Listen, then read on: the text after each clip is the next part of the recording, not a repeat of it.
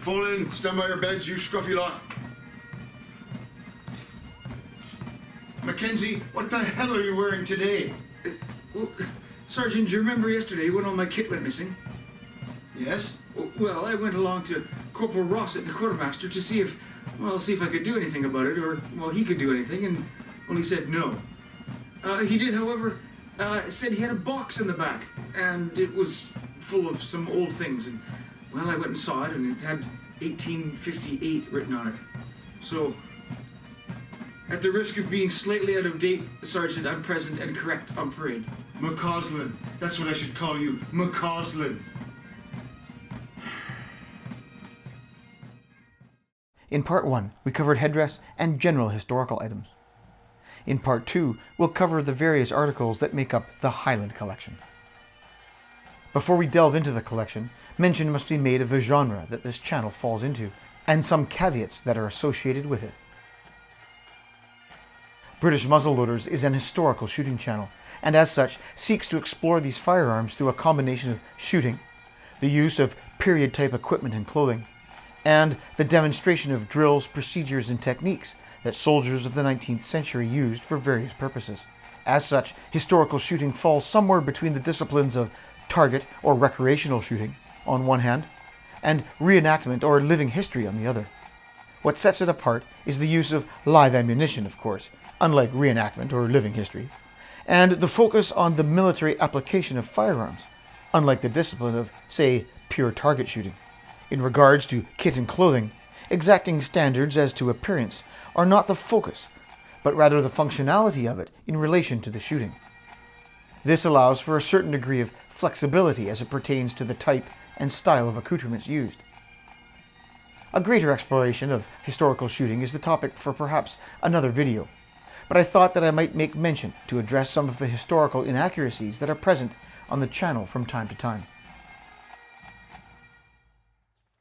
By far the governing factor in developing the collection of clothing for the channel was being able to economize.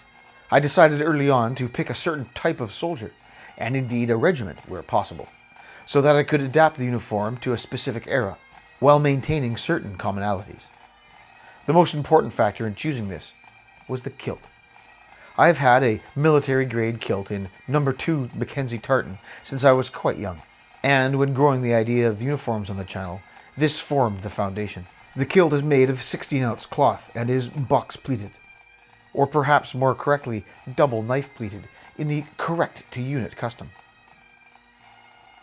Only one regiment in the British Army wore a kilt of Mackenzie tartan. This was the 78th Highlanders, later the Seaforth Highlanders.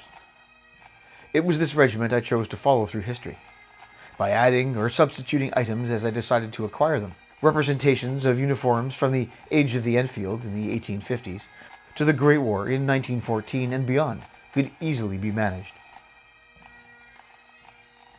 The small kilt, or little kilt, in Gaelic known as the philabeg, came into military use in the late 1700s, replacing the great kilt, or philomore, with the upper portion of its full plaid typically fastened at the shoulder. By the 1800s, the philabeg came into general use as a lighter and less cumbersome option, where it exists to this day in its many tartans and styles. Typical of a military kilt, it is intended to be worn high around the waist, covering the kidneys and approaching the ribs. Remember, this was not a ceremonial garment as it perhaps might be considered today, and was intended to keep the wearer warm, a function which it does surprisingly well. My kilt was made by a good friend, Rob MacDonald, a bespoke kilt maker, and has lasted all these years with little wear. With the kilt serving as that primary building block of a series of uniforms, the next most generic items were those of foot and legwear.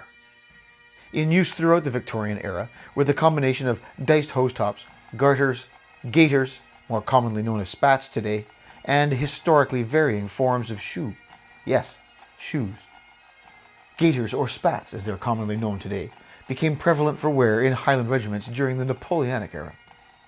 Then, made of black wool, white versions in canvas or duck were introduced in the 1820s. Khaki examples from the 1890s for use on campaign followed later in the era. Typically of mid-calf length, They remain today a prominent feature of military Highland dress. Of course, then, they had a completely utilitarian function, as gaiters do today, to keep stones, dirt, and the wet from outside the shoes. They are typically fastened with 8 buttons down the side and a stirrup, reinforced in period times with whalebone. Although full hose would be used on home service up to the 1850s, the later Victorian era would see the supplanting of these full hose for the permanent adoption of hose tops and gaiters. Plain woolen socks could be worn in the shoe, which were much cheaper to replace, while still maintaining the look above the line of the gaiter or spat.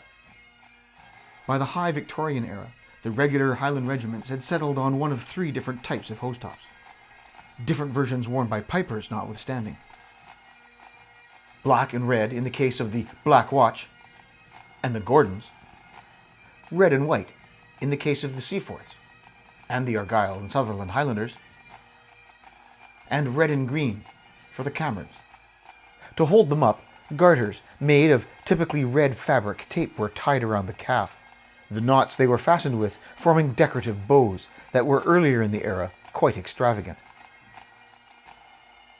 These evolved into just the knot, or flash, that was then worn from underneath a fold made in the top of the hose top. My hose tops and flashes were acquired from a garage sale of all places. They are worn and a little tired, but serve their purpose. Modern examples are readily available from Highland outfitters and, of course, the interweb. Spats were used exclusively for all kilted duties, whether they were in garrison, the field, or on campaign, until late October 1914, when they were replaced by general order. This order indicated that boots and puttees could replace the spats and shoes then worn, as they were more economical and appropriate for the onset of winter and what was quickly becoming the embryonic stages of trench warfare. Here, a demonstration of the use of the hose top, gaiter, and garter knot. First, the gaiter is placed over the shoe with the stirrup under the instep. With the body of the gaiter snugged up around the ankle, the buttons are then fastened. The use of a button hook is most helpful here, and this one is fashioned from a coat hanger and dowel. Period examples are, of course, purpose-made and were very prevalent during the era. By placing the button hook through the buttonhole and then around the button, the latter can be then easily and quickly drawn through the hole. The benefits to its use become readily apparent, especially where small, hard-to-reach buttons are had on relatively tight-fitting items such as this. Once the buttons are done, the garter knot can then be added. With the hose top properly adjusted, the garter knot is tied around the calf with the flash at the correct point. The hose top is then folded over. My white spats were presented to me by a friend of the channel, Grant, who sent them along surplus to his needs. They too are available widely through Highland outfitters and the internet. Beware of getting sizes that are too large, as the spat should fit closely around the ankle and across the top of the shoe. My khaki spats were a set of old white ones that I stained with the age-old recipe of coffee and tea, with a bit of salt thrown in to set the color. Early in the era, shoes were ubiquitous in the army, worn by all regiments. Closed with a large buckle, they were made on common lasts, without left or right in a pair. Moving into the Victorian era, a form of boot was adopted with laces and higher uppers. The same was not the case for Highland units. They retained the shoe in combination with the spat or gaiter. Examples of these are exceedingly rare, but glimpses of how they actually were can be had on rare occasions. These would evolve into a pattern of brogue or shoe Highland, with toe and heel caps, although without the modern decorative features of holes and such. This is an example from the Great War period. Varying degrees of reinforcing were used on all army footwear. Commonly, iron heel and toe plates were at times used throughout the era, fitted sometimes with studs or hobnails to the sole. My shoes for all purposes are old Canadian Army Oxfords. They have reinforced soles and some metalwork for utility purposes. The hair sporran was an evolution of the plain leather purses worn by kilt-wearing Highlanders to accommodate the obvious lack of pockets in their kilts. By the early 1800s, these had become somewhat standardized to each regiment, with varying numbers of tassels, short or long, of various colors, set against a body typical of either black or white. In the Victorian era, the 78th wore a white sporran with 6 short black tassels, notwithstanding slightly different patterns for officers and sergeants. Sometime around the very late 1860s, a change was made to a white sporran with 2 long black tassels. This sporran would carry on over into the amalgamation with the 72nd and be worn by the Seaforth Highlanders until 1961, when they were amalgamated with the Cameron Highlanders. To span the whole of this era, therefore, 2 sporrans were needed. A friend of the channel, Grant, having graciously provided some spats earlier on, also provided an old white hairsporran body, with a set of 5 short black tassels, as worn by the Black Watch. And by adding a 6th from another part of his collection, the 6-point facsimile early 78th hairsporran was born. The historical ones were of much broader proportions, but mine serves just fine for my purposes. The second sporran I obtained from an estate sale some time ago. It is an early 20th century pattern, complete with black patent leather cantle and brass stag. Incidentally, sporrans were worn on campaign until 1898 in the Sudan. The very next year in South Africa saw the timely introduction of a khaki kilt apron, and hairsporrans were relegated for non-combat wear. There was one notable exception. Astonishingly, by virtue of their status as a territorial battalion, and therefore not yet privy to the scales of issue of the regular army, the London Scottish, the first territorial battalion deployed into action during the Great War, made their debut at the Battle of First Ypres during the fighting at Messines. During this battle in October of 1914, the battalion went into action wearing their hairsporrans of grey-brown with 2 black tassels. As it pertains to upper body garments, there can be a bewildering number of types and styles, with a corresponding number of names indicating subtle differences. Tunics, doublets, and frocks feature prominently in Victorian military dress. In short, the term tunic or doublet refers to the full dress or best dress of the line and Highland infantry respectively. The term frock refers to a lesser garment, typically reserved for field or foreign service. Up until the mid to late 1850s, infantry wore varying forms of jacket or coatee. This garment was typically short at the waist, with, depending on the time frame, various lengths of tails or skirt at the rear.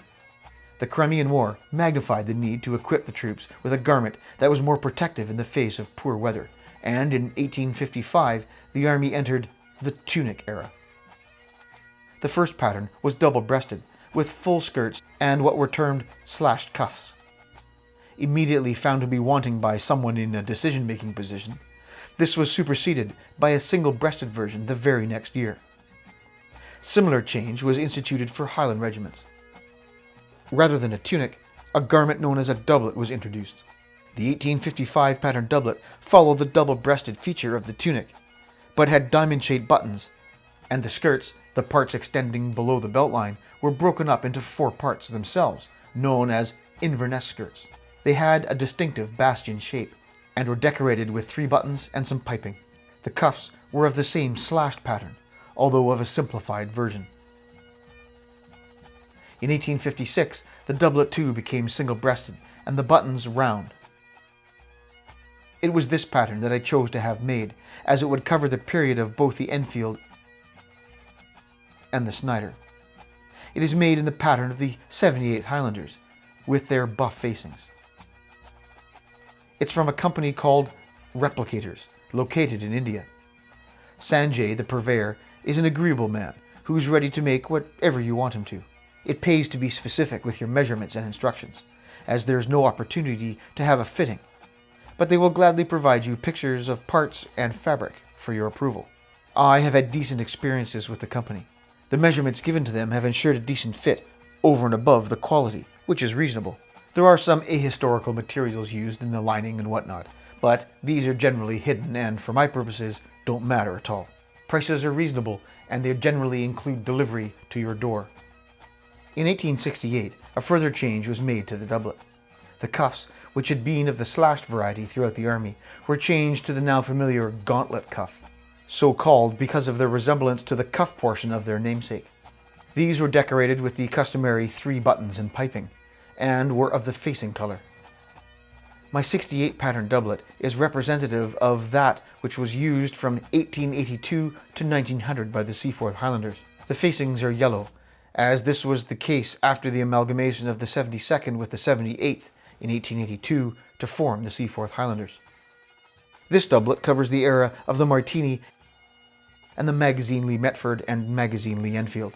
It is also a product of the replicators. As we have discussed, the doublet was the full dress garment, the equivalent of the tunic in the line infantry. From the 1860s, however, efforts to equip the army with a lighter, simpler, more workaday garment were undertaken. This item was generally intended to be worn on campaign and was known as a frock. Generally, with fewer buttons and embellishments, its use quickly became pervasive. For Scottish regiments, it took the form of a tunic-like garment with decorated pocket flaps and simplified gauntlet cuffs. In some circles, it was known as a Stuart pattern frock. The facing colour was only worn on the collar. These were used from the 1870s through the 1890s and were used in the 20th century to replace the doublet in India. They were unlined and made of serge instead of the Melton cloth of the doublet, and were very much intended to be the field uniform. Mine, also made by replicators, is a copy of what was worn by the 78th in the twilight of their service, used in Afghanistan for non-combat duties.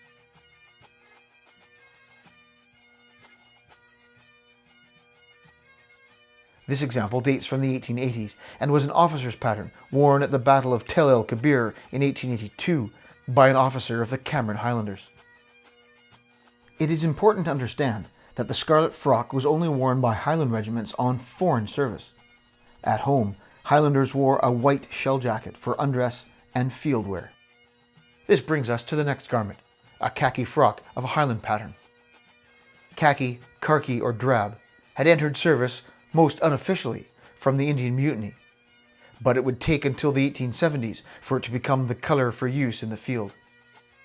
Derived from the native word for dirt or dirt-coloured, various shades of grey, brown, or even lavender were typical of the local dye jobs used to make the uniforms. And famously, grey was used in the Sudan in 1885, most conspicuously by the Camel Corps. Khaki, or khaki as a shade, did not become standardized until late in the era, due to a combination of lack of quality dyes and, to some extent, dissension as to which color or shade to use. It would only be at the very end of the 1890s that the British Army would take the field on foreign service clad completely in something approaching a uniform shade of uniform. My khaki frock is actually a modification of a pattern that dates from the post-Boer War era. But with the help of this diagram, I modified it to be more representative of the kind of frock worn by Highland units in the 1890s.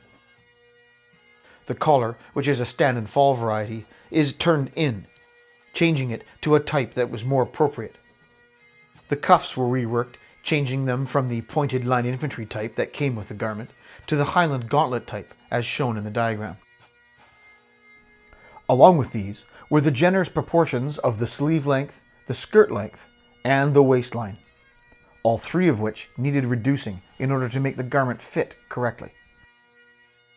It is from the company What Price Glory, and dimensions apart, the quality and materials is good.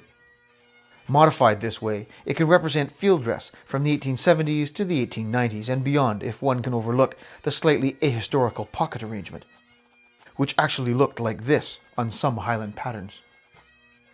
Incidentally, Stan, at the regimental quartermaster, offers an India pattern frock with the appropriate button arrangement on the pocket flaps. Following the Boer War, the pre-war arrangement of full and undress garments in traditional colours was radically altered with the introduction of universal service dress for all but ceremonial duties. Made of serge in a dark shade of khaki, such a uniform was for the first time used on home service, replacing the frock as was used before the war in South Africa. Initially issued with removable shoulder straps edged in an arm of service colour, these were soon replaced with twisted drab cord, as shown here in this picture of a friend of the channel, Toby. He runs an excellent Facebook page focusing on the Royal Navy and the British Army, between the years of 1898 and 1914. Well worth to stop by and have a look. Fixed straps were finally adopted to be used with brass shoulder titles. It was by far the most utilitarian garment yet issued, and gave a somber yet highly functional uniform for field use. Indeed, it was far advanced than the uniforms used at that point by any of the continental powers, including France and Germany. In Scottish regiments, it was cut away, typically by regimental tailors at the front in the Scottish tradition to accommodate the hair sporran, although this feature was later abandoned due to wartime economies after 1914. Paired with the tunic for field use by 1914, a full wraparound kilt apron was issued. This followed on from patterns issued during the Boer War with the addition of a rear panel, pleated, that completely covered the kilt instead of just the front. It was provided with a pocket sewn to the front panel for small items, such as would be carried in a sporran. My service dress tunic and apron are from What Price Glory, and are both of reasonable quality. The collar on the tunic needs a bit of tweaking, and the apron needed to be hemmed at the appropriate length, as it was quite long, as to accommodate the very tall. The usual arrangement of hose tops, gaiters, and shoes was worn with service dress up until October of 1914. So, that is the Highland collection. Representing the 78th and Seaforth Highlanders from the 1850s through 1914 and beyond.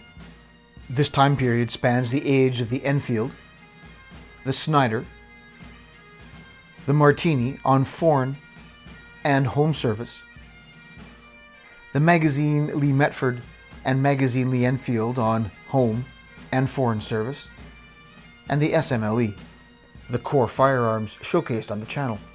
My sincere hope is that by using these facsimile uniforms, the context in which these weapons were used can be more effectively studied, while lending color and character to the presentation. In the next of the series, we'll delve into the items of personal equipment that are used in the production of the videos. This subject is perhaps the most poignant in historical shooting, as it is personal kit that enables the soldier to function on the battlefield and supply his weapon with ammunition, all the while encumbering him with its weight and possibly its design characteristics. The arrangement of pouches is critical to understanding how the weapons function in the hands of the soldier, and this is what historical shooting, at least on this channel, seeks to explore. Thanks for watching.